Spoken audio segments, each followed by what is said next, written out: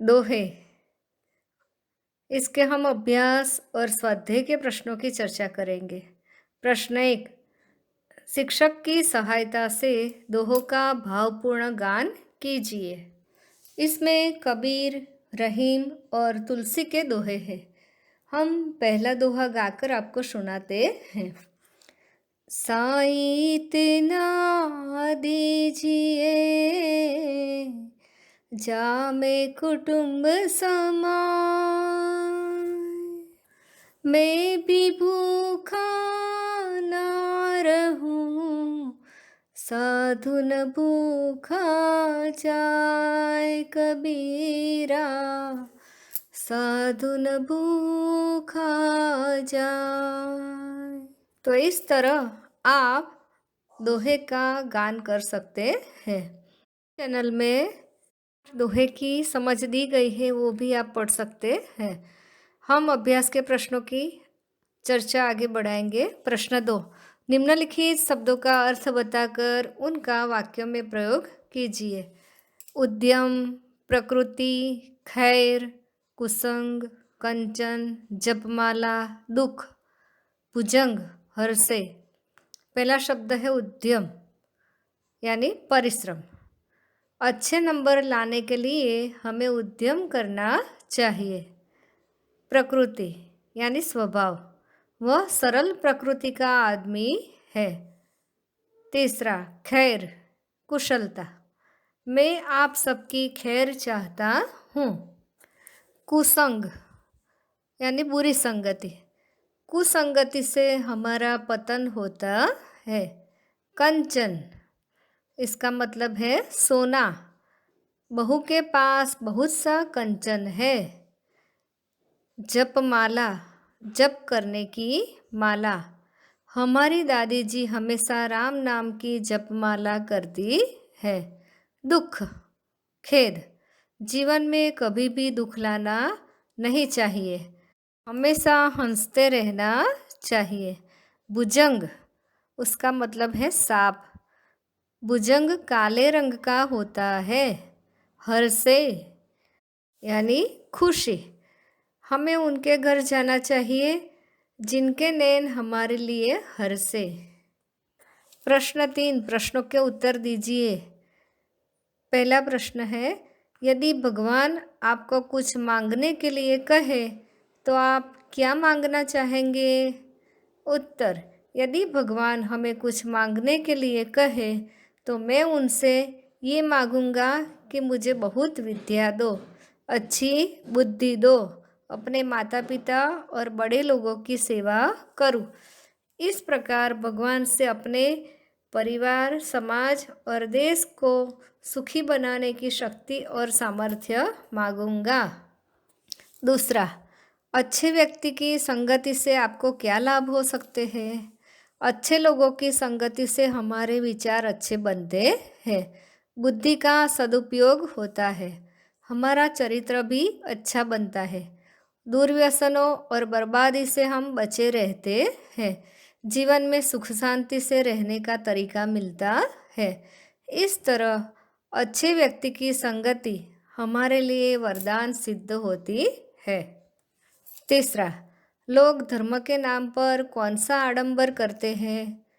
लोग धर्म के नाम पर सिर पर जटा रखते हैं, तरह तरह के तिलक करते हैं, अलग अलग तरह की माला से जप करते हैं, गले में तरह तरह की माला धारण करते हैं, देव देवी को भोग चढ़ाने के नाम पर तरह तरह के व्यंजन बनाकर उसके सामने रखते हैं, भगवान पर सोने चांदी के आभूषण चढ़ाते हैं।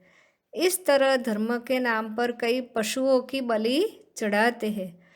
इस प्रकार धर्म के नाम पर बहुत आडंबर होते हैं। प्रश्न 4, लोग किन किन कारणों से भीख मांगते हैं?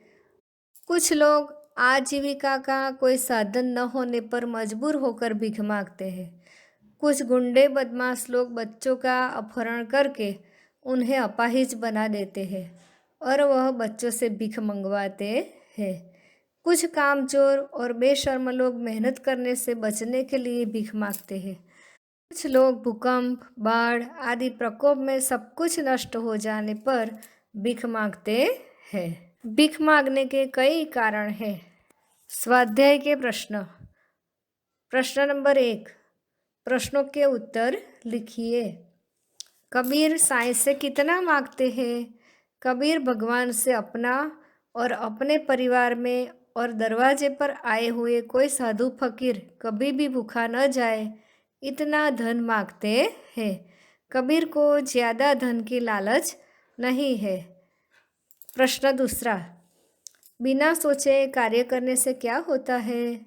उत्तर, बिना सोचे कार्य करने से कार्य बिगड़ जाता है।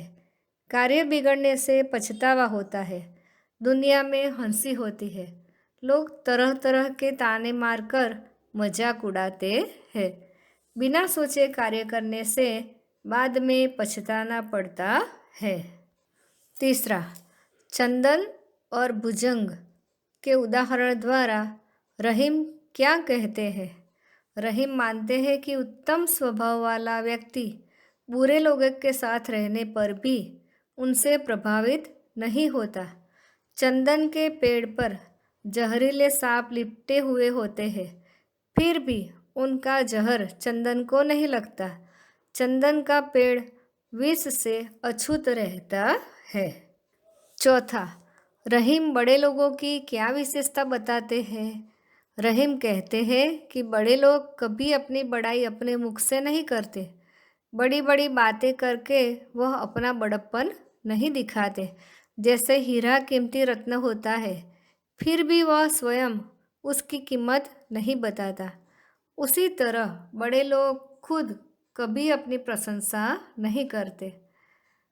पांचवा, तुलसीदास किसके घर नहीं जाना चाहते? तुलसीदास कहते हैं, जिस घर के लोगों में हमें देखकर मन में आनंद ना हो, उसकी आंखों में हमारे लिए प्रेम भाव ना हो, उसके घर चाहे सोने की बरसात हो, फिर भी वहाँ पर नहीं जाना चाहिए। प्रश्न 2, इस इकाई के दोहे में से आप कौन से सद्गुण ग्रहण करेंगे? उत्तर, इस इकाई में संत कबीर, रहीम और तुलसीदास जी के दोहे दिए गए हैं। कबीर सिखाते हैं कि हमें अपनी ज़रूरत से ज़्यादा धन पाने की इच्छा नहीं रखनी चाहिए। रहीम सिखाते हैं कि हमें किसी के घर मांगना नहीं चाहिए। तुलसीदास कहते हैं कि विद्या धन पाने के लिए परिश्रम करना चाहिए।